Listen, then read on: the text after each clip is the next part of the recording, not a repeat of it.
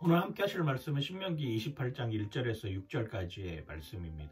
신명기 28장 1절에서 6절은 우리가 교회에서 어디 신방을 가거나 아니면 교회에서 다른 사람에게 어디 개업을 하거나 아니면 좋은 일을 앞으로 바라는 의미에서 가장 많이 사용되는 구절 중에 하나죠.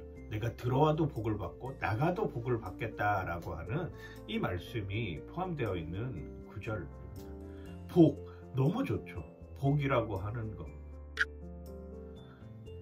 내가 누릴 수 있는 것들을 다 누리는 것 같은 그런 느낌. 내가 뭔가 부자가 된 듯한 이런 느낌. 복이라고 하는 개념. 뭔가 그냥 풍성하게 채워지는 것 같은 이런 느낌. 이게 바로 우리가 생각하는 복이라고 하는 것이죠. 한국 사람들 뿐만 아니라 모든 전 세계 사람들이 이 복에 관해서 이야기를 하고 있습니다.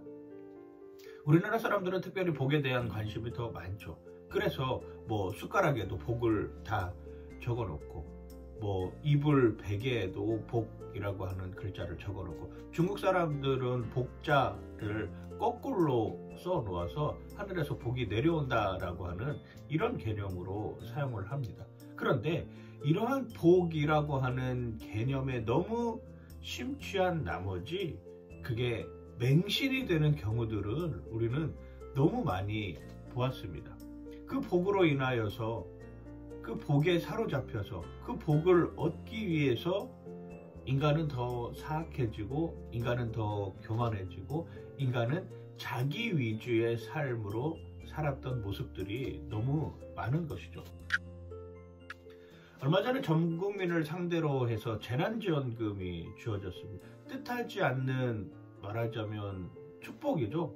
뜻하지 않는 은혜라고 표현을 할 수 있을까요? 그런데 전 국민에게 돌아가는 그 재난지원금을 받으면서도 불평을 하는 사람들이 왜 이거밖에 안 주냐, 왜 개인당 나눠서 주지, 왜 세대별로 주냐라고 시비를 거는 사람들이 있습니다.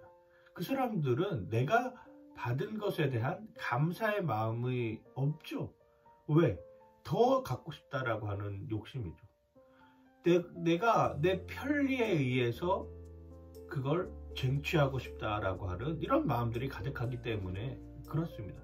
나에게 주어진 뜻밖의 축복임에도 불구하고 그 뜻밖의 축복을 제대로 누리지 못하는 삶으로 살아가는 경우들이 너무나도 많이 있다라고 하는 것입니다. 하나님께서 우리에게 허락해 주신 복, 그러면 그 하나님이 우리에게 허락해 주신 최고의 복은 무엇일까요? 그렇습니다. 바로 하나님을 알게 하는 복이죠. 이게 하나님께서 우리에게 허락해 주신 최고의 복입니다. 내가 죽을 수밖에 없는 죄인이었습니다. 죄인에서 의인으로, 사망에서 생명으로, 심판받아야 할 존재에서 심판받지 않을 존재로 우리를 만들어 주셨다라고 하는 것, 그리고 내가 하나님을 알고 하나님을 믿게 되었다라고 하는 것이 그리스도인에게 있어서의 최고의 복입니다.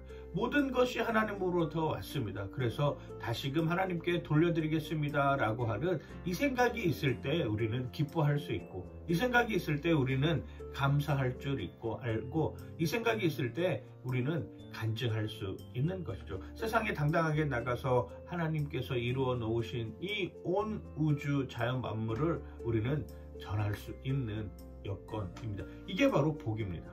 복의 시작은 하나님으로부터 와야 되는 것이죠. 복의 끝도 하나님께로 와야 되는 것입니다. 그래야 내 삶이 기쁘지 않겠습니까? 어느 길을 가다가 교통사고를 당하는 경우가 생기지 않겠습니까? 그리스도인이라고 해가지고 다 좋은 일만 생기는 모습은 아니잖아요. 오히려 내가 그리스도인이 된다라고 하는 것은 세상으로부터 따로 구별되어서 부르심을 입은 사람들의 모임으로 들어간다라고 하는 이 여건입니다. 오히려 세상의 사람들은 그리스도인들을 배척하고 비난하고, 그리고 어떻게 입방아에 올려놓고 삶아 먹을까 구워 먹을까를 이야기를 하죠. 결국 내가 생각하고 있는 복의 개념이 하나님이 생각하고 있는 복의 개념으로 바뀌어야 된다라고 하는 것입니다. 그래야 하나님의 뜻에 맞는 복을 누리며 사는 삶으로 살아갈 수 있는 것이죠.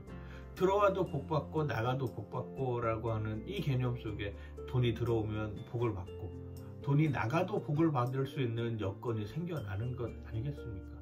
건강이 들어와도 복을 받고 건강이 나가도 복을 받을 수 있는 여건이 생겨나는 것 아니겠습니까? 내 삶이 들어와도 복을 받고 내 삶이 없어진다 할지라도 내가 복을 누릴 수 있는 유일한 방법은 하나님이 함께 하신다라고 하는 것입니다. 하나님이 함께 하시면 이 어려운 상황 가운데서도 이겨낼 수 있습니다. 하나님이 함께 하시면 어지러운 세상 가운데서도 선한 영향력을 나타낼 수 있습니다. 그게 바로 복이라고 하는 것이죠. 오늘 하루의 삶 속에서도 여러분들 그 복을 누리시길 바랍니다. 그 복의 정점은 하나님께 있습니다. 하나님이 함께함으로 말미암아 나에게 복이 주어진다라고 하는 사실을 잊지 않고 내가 들어와도 복을 받고 나가도 복을 받는 여러분들 되시길 주님의 이름으로 간절히 축원하고 축복합니다.